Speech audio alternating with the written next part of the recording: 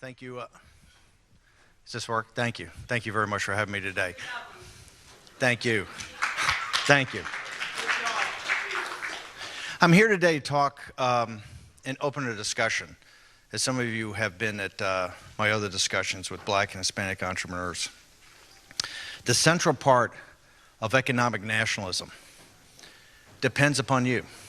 It depends upon us empowering the Black and Hispanic entrepreneurial community with one thing: access to capital. This entire movement that I'm very fortunate to be part of, and this C4 I'm starting, is going to have as a central thesis of it programs that stop the destruction of the Black and Hispanic working class, and also empowers the Black and Hispanic entrepreneurs to start to build businesses around American capital. Now, I want to talk a few minutes today, and I'm going to go from the very general down to the specific. And I think we have to have an adult's conversation about the situation, what our country is.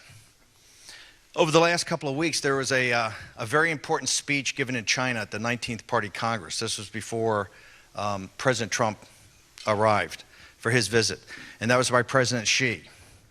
And he outlined in 3.5 hours, I think it's a 68-page speech, the basic economic program of China and its geostrategic position in the world. And what they basically said is that this economic war that they've been at with the United States of America is essentially over, and they won.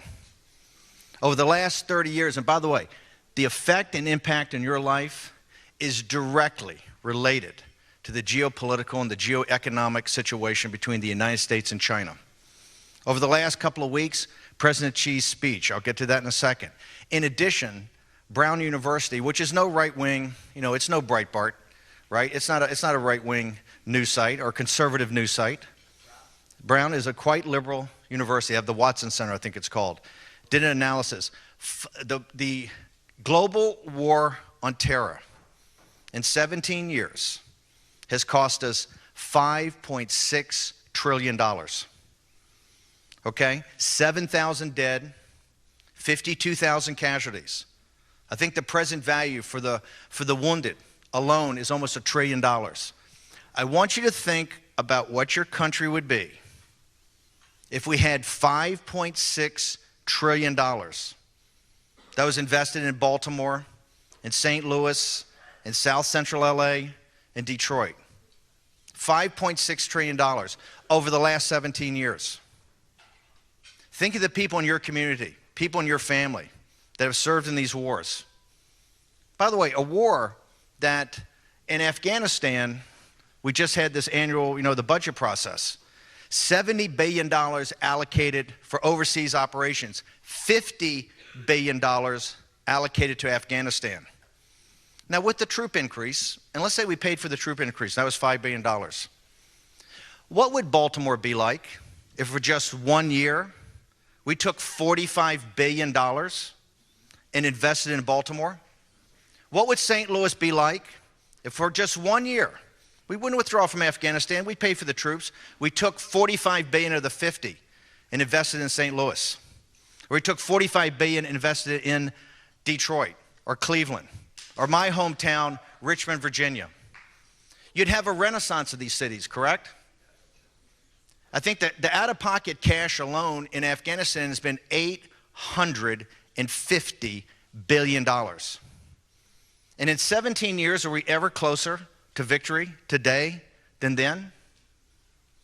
$850 billion. President Xi laid out this program. And we've got to remember, the elites in this country, both Republican and Democrat, Wall Street, and in technology, supported this. They said China, as it got wealthier, has become more democratic and more free market. It's not.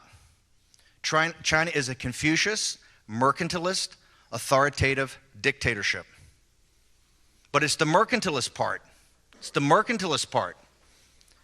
We have this fetish for free trade. It's this concept that came out of Europe and the think tanks over there and the political system. It's a radical idea. You know, I'm accused all the time of being a protectionist and being an economic nationalist. I am. You know why? We're trying to protect American industry, and the reason is they protect their industries.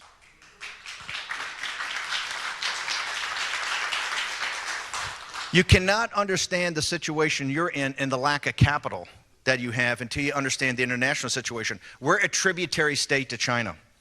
We are Jamestown to their Great Britain. We have a $500 billion trade deficit annually with China. And by the way, you know what we ship them just to keep it at $500 billion? It's cattle and hogs and wheat and copper and tin and oil and gas. Oh, and Boeing jets and Apple products. Excuse me, we don't do that anymore. Because with limited market access, our companies are forced to make everything over there. The jobs are over there. The forced technology transfers, not stealing our technology, which they do all the time. The forced technology transfers, the demands of our high-tech companies to give them their technology in order to enter China is $3.5 trillion over the last 10 years. Okay, $350 billion a year, and we have not broken. That's a mercantilist system. They play by a set of rules, and they demand those rules are enforced.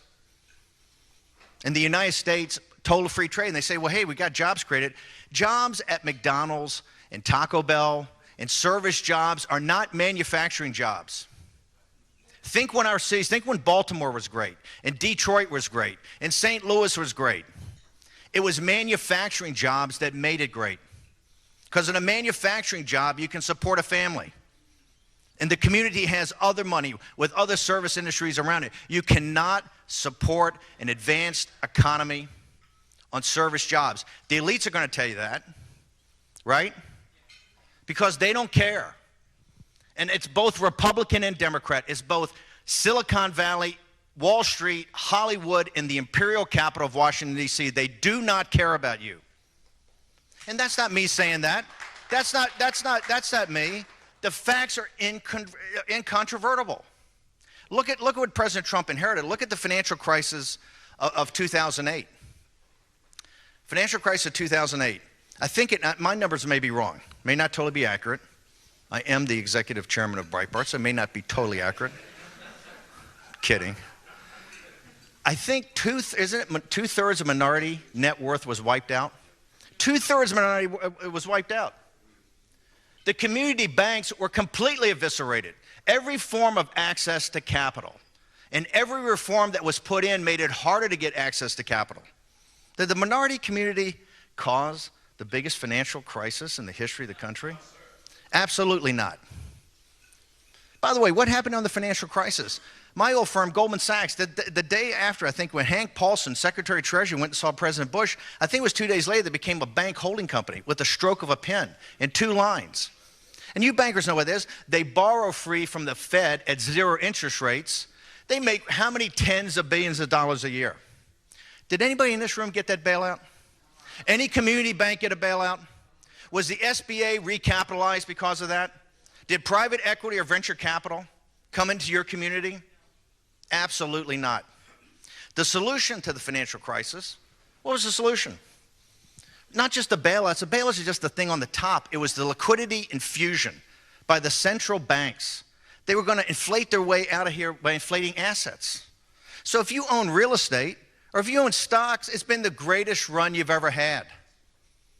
And you know who predicted that? A guy named Donald Trump. What is it, like 2011? Trump says, if you own real estate now, you're going to go on a great run. He saw what was happening. But if you're a worker with a high school education and real dollars, you know you haven't had a raise since 1972?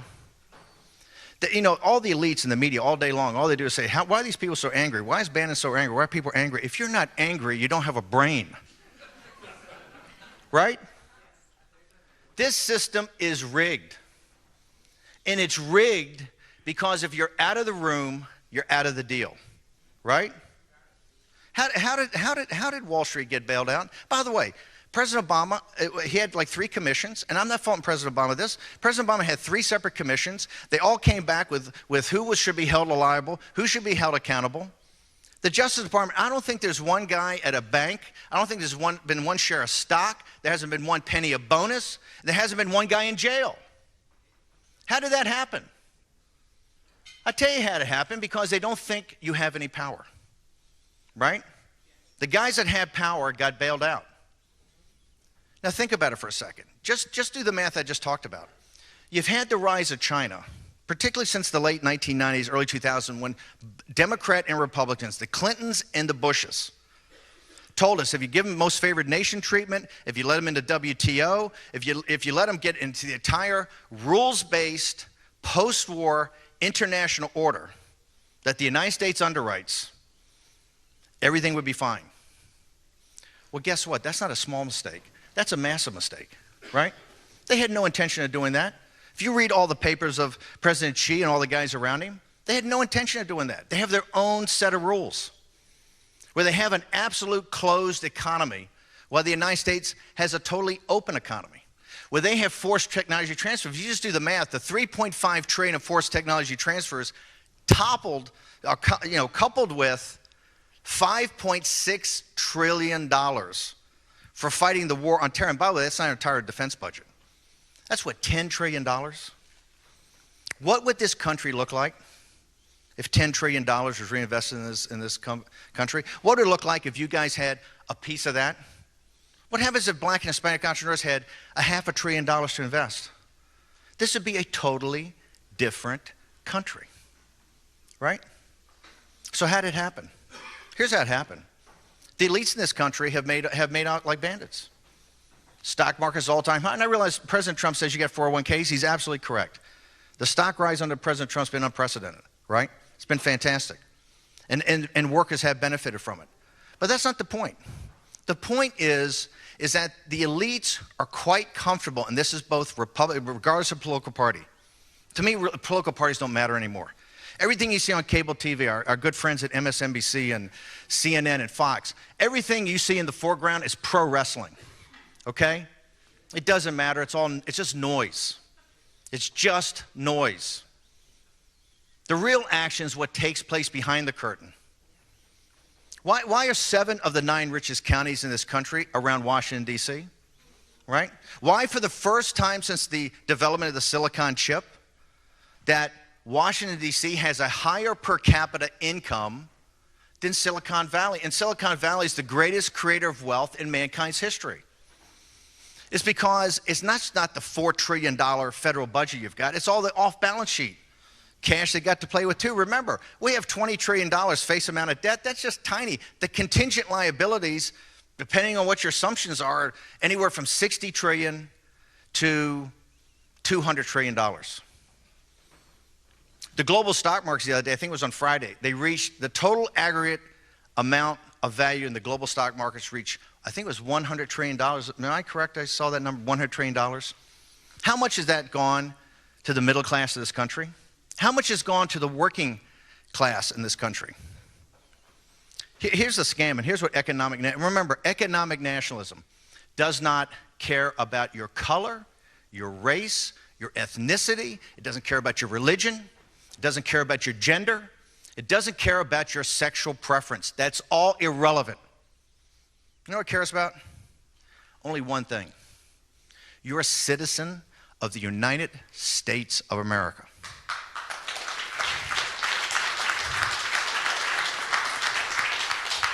Remember, illegal immigration and the trade deals are 2 sides of the same coin. It's to suppress the wages of workers, right? The terrible trade deals are to have unfair competition among our workers, right? That's what it is. The whole thing is because it's made cheaper over there. You don't need to tell the people in Ohio. They know where the jobs went. The jobs went to Asia. This wasn't the second law of thermodynamics. There's no law of physics that said that had to happen. That is human agency made that decision. It was going to happen, and it went. You know, J.D. Vance wrote this book called Hillbilly Elegies. It's about the white working class in the upper Midwest states, you know, around his family. And J.D. was a guy to point out to me the study that was done at MIT and at Harvard that talked about the opioid crisis. There's a direct correlation between the factories that left, the jobs that left, the workers left behind, and the opioid addiction crisis. You folks know that. You go out in these communities in the upper Midwest. We're losing a civilization. We're losing a civic society that has been built over many generations. That's on our watch. That's why Trump won. When I came to the campaign, I think it was mid-August, he's 16 points down, double digits in the battleground states. All these numbers were horrific. And we had a talk, it didn't matter. The underlying numbers, 2/3, 1/3, thought the country was on the wrong track. But the most important number, a guy named Pat Caddell gave me, 75% of the American people thought America was in decline. And here's the fundamental difference. The elites are comfortable with that. They are comfortable by managing our decline because they're going to make just as much money on the way down as they made on the way up. Okay? And they have control. And here's the bet Trump made. The working men and women in this country are not comfortable with that. They're not comfortable with a declining America. They're not prepared to cede to China that it's going to be a hegemonic power in 30 years. Right? Because life in this country will be radically different. And he's not about to do that. He's not prepared to do that. The campaign was basically run on 3 simple principles. Number 1, we're going to stop mass illegal immigration and limit legal immigration. Here's the reason. You can't save the black and Hispanic and white working class while you have unlimited illegal immigration. I'm a capitalist. I believe in supply. I went to Harvard Business School and worked at Goldman Sachs. I'm a real capitalist. I believe in supply and demand. What the Chamber of Commerce and what the capitalists and what the guys on Wall Street want, they want more labor and competition with our citizens. I get it. Higher operating margin, higher stock price. Okay? It's destroying civic society because it's destroying the education system, it's destroying the healthcare system, but they don't have to pay for it. The workers in this country pay for it. The bad trade deals are the stopping illegal immigration is the same thing. HB1 visas. Why are we so adamant about HB1 visas? The STEM program, we've turned the elementary schools over to STEM, science, technology, engineering, and math. You know this. Your kids can't even learn art or history anymore. They're always, every day is getting ready for the test. Science, technology, engineering, and math. You know why? That's the jobs of the future. There's one big problem with that. Where are they in the engineering schools? I went to a state engineering school, right? I went to Virginia Tech. You go to Tech today, what is it? I don't get the wrong number. 2/3 are Asian students. Black and Hispanic kids can't get in there. And here's what it is. It's not the Asian students' fault, but they're paying full freight. And a state kid, black or Hispanic, is paying the $15,000. It's that arbitrage that the universities want. It's a scam. It's a total scam. Our kids they're no dumber. They're just as smart. They need the opportunity. If you don't get in the engineering schools, you can't go to Silicon Valley. And Silicon Valley says, we got to have these HB1 visas because we need these Einsteins. We need these geniuses. And you look at it, and I said, this is interesting. I think the average pay on an HB1 visa is $102,000 or something. I said, man, you're paying Einstein not a lot of money. It's a scam. What they want is they want lower labor cost. They want American kids to have to compete on a global basis with the world. By the way, American kids can compete, but for a job in the United States of America, underwritten by America, American capital, and American rule of law, and American protection, that job should go to a kid from America.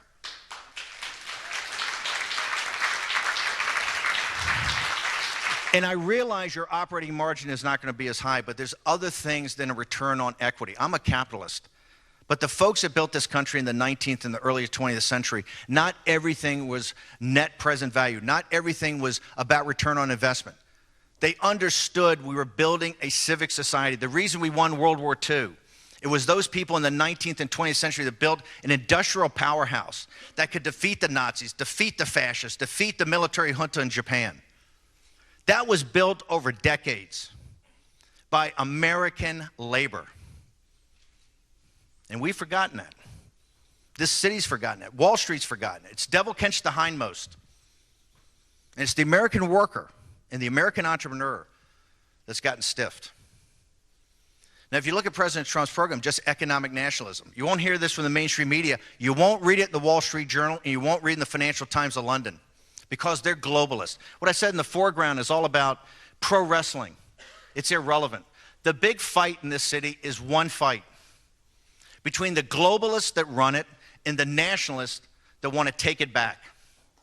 And with nationalists, it's not ethno-nationalism. It's not ethno, that's crazy. You hear that from the mainstream media and these cranks on the right, on the far right, that are trying to draft off and get some free media time. This is about American workers, regardless of your race, regardless of your ethnicity, regardless of your religion, regardless of your gender or your sexual preference. American workers have to have some rights. And those rights, they don't have to compete unfairly with the world. That's the revolution we're talking about. That's why the Wall Street Journal, the Financial Times of London, I just got back from Scotland talking to the 50 guys over there. They're afraid to death of this. They took me to China, I talked about it over there. They're afraid to death of this because they realize that when the American working man and American entrepreneurs take over, it's going to be a different deal. And that's President Trump. Look at the program he set up already. Let's just talk about some math. I think it's, 3.3% growth? 3.3% growth in the latest quarter. The New York Fed projects in the fourth quarter this year, 3.9% growth. He's got lowest black unemployment in 17 years. I think lowest Hispanic unemployment in 11 years. Overall lowest employment of 17 years. I realize those numbers, the unemployment numbers, are not perfect. And we're not talking about all great jobs. But at least the first thing is get people back to work. Get labor force participation up. The key stats to look at are wages. Look at wages in agriculture and in construction, particularly at the lowest level, are starting to increase. Why? You're finally starting to restrict illegal alien labor from competing against American workers. Why has this happened? The animal spirits of capitalism have been unleashed. Business confidence is what, at a 20-year high? Investments up 10%. Overseas investments. Economic nationalism is telling Germany and China and Japan that tariffs are coming and new trade deals are coming and quotas are coming, and that's why they're investing here. They're not going to do us any favors. By the way, the second part of that to take that was, number one, was to stop mass illegal immigration and limit legal immigration. Number two is bring jobs back. Number three was get us out of these pointless foreign wars that have sucked the lifeblood out of us. On the $5.6 trillion. On the jobs, you're not going to wave a magic wand and those jobs are going to come back. They're not going to come back easily. You saw that in the trip to China. It's going to take tough trade negotiations. It's going to take tough enforcement. President Trump has this 301, which is to enforce U.S. trade laws so that China cannot demand our technology for access to the market. I think is maybe the single most important thing he's done in administration. I think he's done tremendous things. But if you look at his plan, and this is before the tax cut, 3.3 to 3.9% before the tax cut. Now, is the tax cut perfect? No. Okay? It's just not. Paul Ryan had this theory of border adjustable taxes and export credits and really flipping corporate finance on its head over the last 50 years and really take the advantage away from leverage, give it to equity, let you, 100% write off capital investment in period zero. That plan went nowhere. I was a big proponent of that plan. I thought it was fantastic, but it would take many years for people to understand it. So it went by the wayside. Let's be honest. This plan is not so much tax reform. I think it's a pretty significant, if not massive, tax cut, and it is weighted to the corporations. It's kind of, I think, the last of the big Reagan concept tax cuts, and the theory is that is going to be an accelerant to an economy that's already starting to see the green sprouts of economic nationalism, and it will add to that. That increased profitability, and I don't need to tell entrepreneurs that, will lead to more investment. And that reinvestment will lead to more jobs. I realize it's not perfect. I don't think it's fundamental tax reform. I think that's coming in the future. But I think President Trump, at least in the Senate and the House, are trying to get something done that can be significant. And I believe it sets us up with a growing economy to really look at fundamental tax reform going forward. One of the things I'm most pleased about this, and this took guys like Bernie Marcus and the Job Creators Network and entrepreneurs like yourself to fight hard so that the pass-through, so that the taxes for the entrepreneurs start to look at what it is for the global corporations. And I think it's not perfect. It's certainly not perfect, but it's much better than it was. And if we can get this passed, I think it'll be much better in the future. Let me get specific about what I think has to happen and what I'm asking you and trying to enlist you guys to help me, because I don't have all the answers, right? Directionally, I can see where this has got to go. Directionally, I see where the American people want it to go, but I think a number of things have to happen. Number one, and I think it's like a 5-point program. The first is access to capital. We have to get real about recapitalizing the community banks. We need the same type of bailout that Wall Street got to the community banks. And I've told Raynard, I think there's, since the last talk I gave, the last discussion I had with Black and Hispanic entrepreneurs, I think there's 7 charters going through of community banks. I'm committed, and I told Raynard this, I'm committed to work with any group that wants to start up a community bank that will lend into minority communities. I'm prepared to work and hopefully bring, access to capital to do that. Community banks, to me, are central to this. Also, we have to start to incentivize private equity. If we're going to keep carried interest, right? If we're going to keep carried interest, somehow we have to get, and this is a process we got to work through, to incentivize venture capital, private equity, and the hedge funds to invest in minority businesses. One of the things we have to do right away, by the way, also all the regulation that came up after the financial crisis, as bad as it was for the big banks, it killed the small entrepreneurs. It literally killed the community banks and killed people trying to lend to Black and Hispanic entrepreneurs because the paperwork alone. I think what President Trump has done is what I call deconstruction of the administrative state. What that is to try to get to a more entrepreneurial environment for people just like yourself. And so I think that's absolutely central. I also think the new market tax credit, the thing that's in the Senate, look, it's $5 billion. It's a rounding error. Did I just say that we're spending in Afghanistan this year, your tax money is going to $50 billion. And we're up there begging for $5 billion for the new market tax credit, which makes total sense. Have we lost a sense of our priorities? Have we lost a sense of our priorities? By the way, you got to understand something. The reason the Financial Times and the Wall Street Journal hate me, and the reason I'm over in Scotland, they're all spitting on the floor when I'm talking. No, but here's the scam. Here's the scam. It's this fetish they have for this thing called the International Rules-Based Post-War Liberal Order. And that is a series of commercial relationships, trade deals, capital markets, and security agreements. And what it is, from Western Europe, where we basically underwrite their security, to the Gulf, where we underwrite their security, to the Indian Ocean, where we underwrite their security, to the Straits of Malacca and the South China Sea and all the littoral countries where we underwrite their security, to Korea and Japan and the Northwest Pacific, which we underwrite their security. Every trade deal we're upside down on. And I hear the Wall Street Journal and the Financial Times in London is going to say, Bannon doesn't know what he's talking about. Negative trade deals are fine. That's a growing economy. Tell that to the folks in Ohio and Pennsylvania and Wisconsin and Michigan, the jobs that went overseas. You want to solve the opioid crisis? We got to take on the drug crisis. You want to solve the opioid crisis? I got a solution for you. Let's bring those jobs back to America and we'll solve it. You want to solve the inner city problem in this country? I got a real solution for you. Put capital to work, bring manufacturing jobs back, and those cities will go through a renaissance. It's not the people is the problem. It's the system's the problem. We underwrite. I was there, and some guy that used to run NATO stood up and says, you know, Mr. Bannon, you know, he's a Scottish guy, nice guy. He says, here's the problem.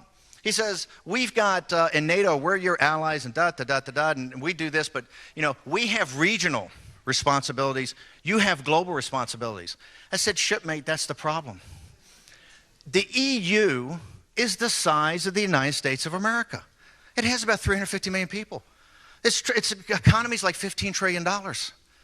But their mindset is that, hey, they got their deal, and they'll put a minimum in as possible. Well, they can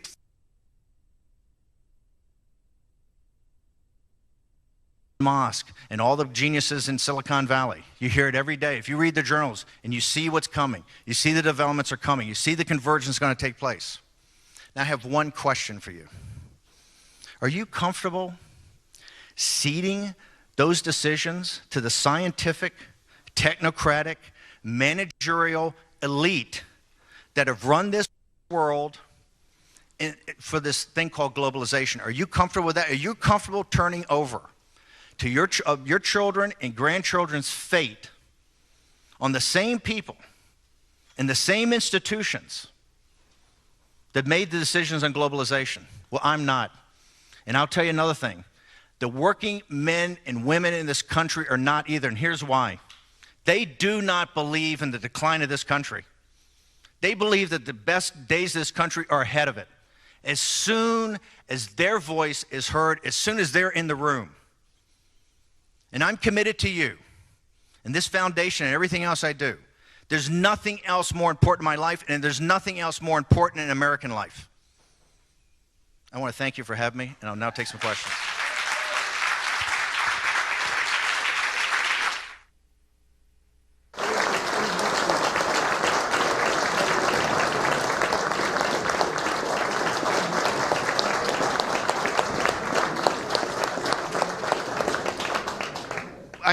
I got to blow it how to take some questions.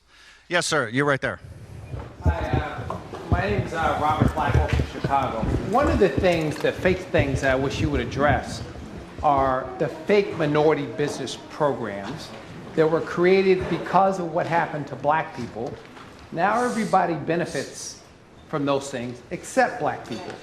What Republicans should do is to focus more on the demand side when it comes to business, because the truth is nobody does business with black people. So just try this experiment once. Try to name 2 black famous entrepreneurs that don't have anything to do with entertainment. You can't name them. We don't participate in technology. We don't participate in finance, the places that have created wealth, which means that we don't have the opportunity to develop our communities like other people have. At the end of the day, you can have access to capital, but without access to customers, you're not going to have anything, and that's where we are today. I wish you guys would look more at that, and the president would go after these fake minority pass-through deals that these big companies do, where black people get nothing. And they talk about minorities a lot, which everybody's a minority except a straight white non-veteran male. We need to do something about black people getting business so that we don't have to beg for things and we can take care of our own people. So you just signed up for a task force for me, okay? No, seriously. I'll be honest. I don't know enough about the issues, but that's what we got to learn to work together. But I want to say one thing.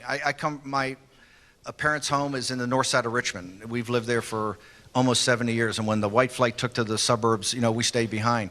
And it's predominantly the north side of Richmond. It's predominantly black, working class, middle class neighborhood. But I'll tell you one thing. You can go around my neighborhood and you never see a Starbucks. You never see a Blockbuster. You never see any of the national franchises, right? It's quite evident that they've made some sort of demographic or economic analysis and they don't go there.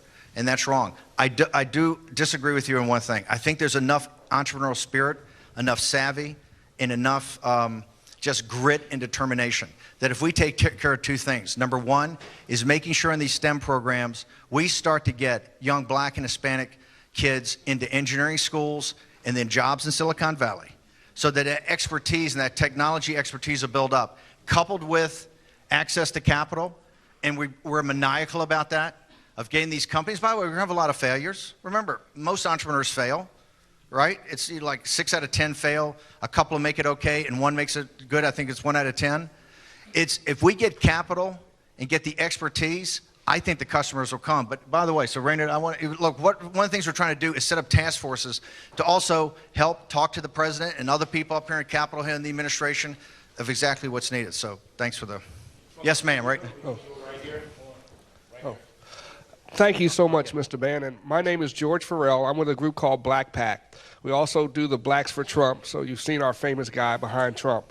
We endorsed Donald Trump almost before any other black group called Black Pact. And what I want to do is thank you for your strategy, for your movement, and for having the bravery to come out here, and maybe not bravery, but the passion to come out here and address that.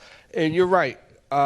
We do need access to capital. We need to have more black companies go public, like Reggie, the museum in Baltimore. But the question is, I don't know, he's on a roll. I kind of like this.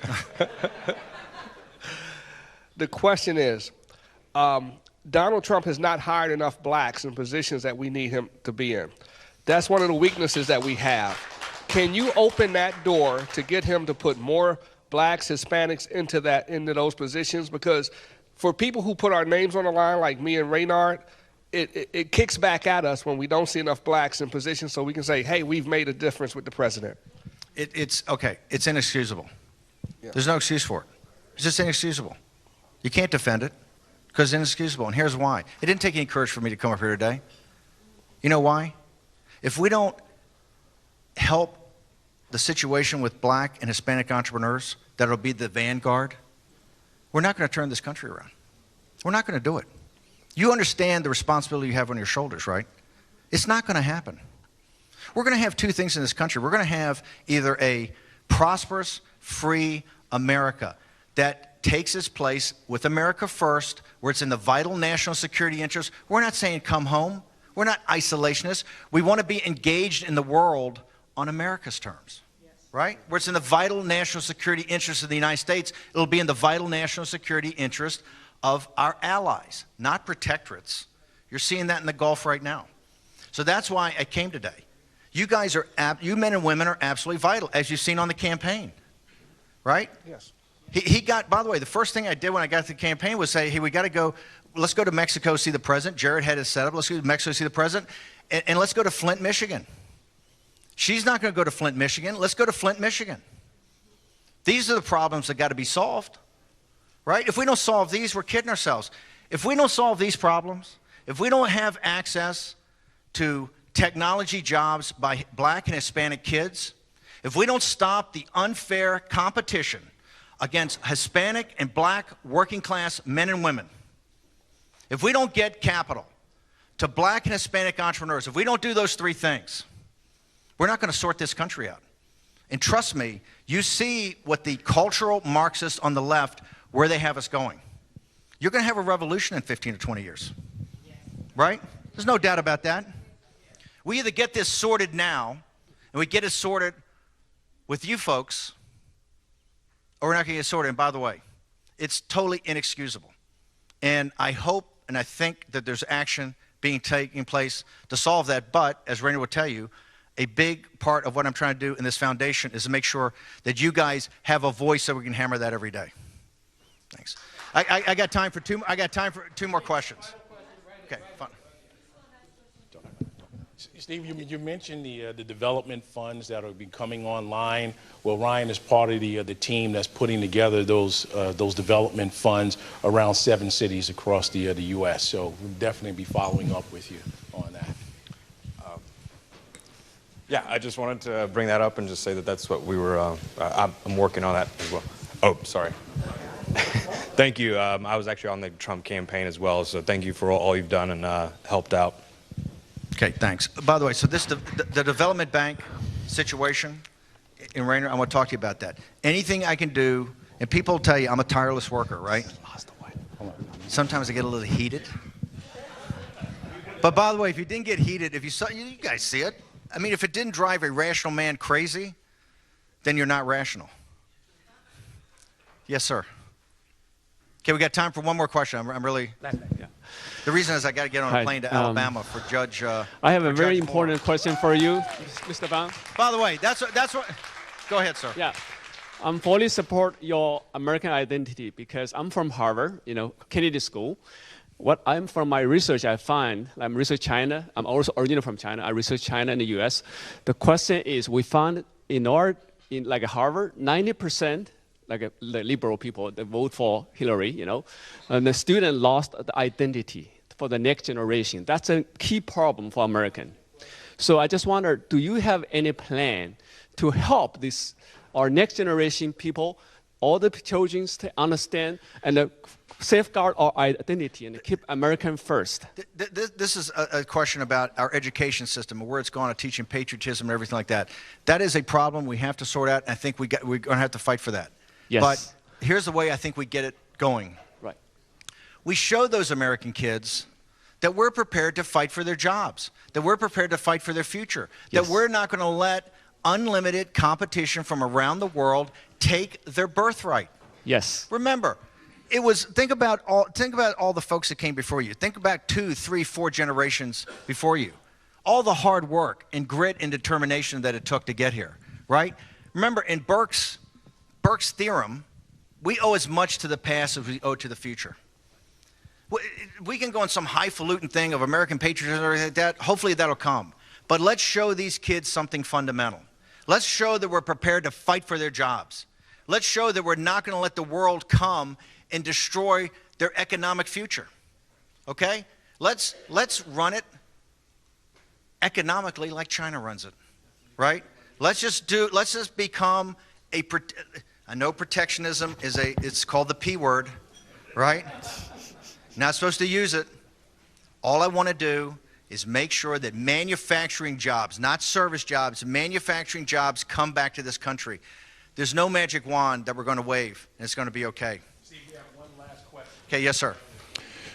Mr. Bannon, I'm a former 33-year economic development professional, and I was a skeptic until I heard your comments this afternoon. So thank you for that. Thank you for coming. I have put together a strategy that would help Black and Hispanic entrepreneurs actually be able to use capital they already have and invest it in their business to leverage other capital and to grow their companies.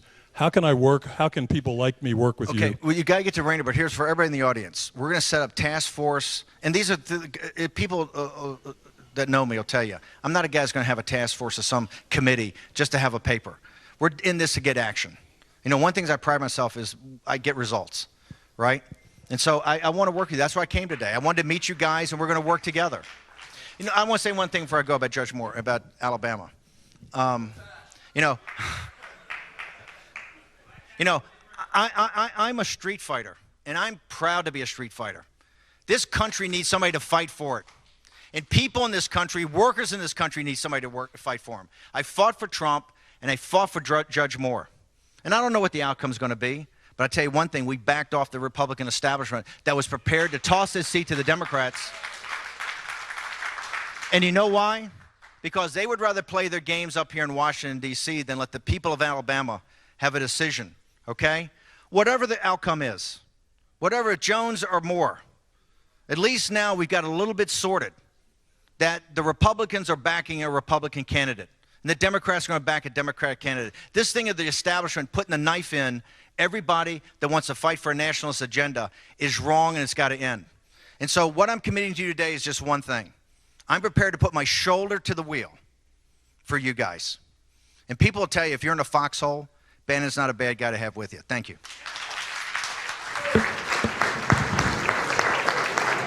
We will make America great again.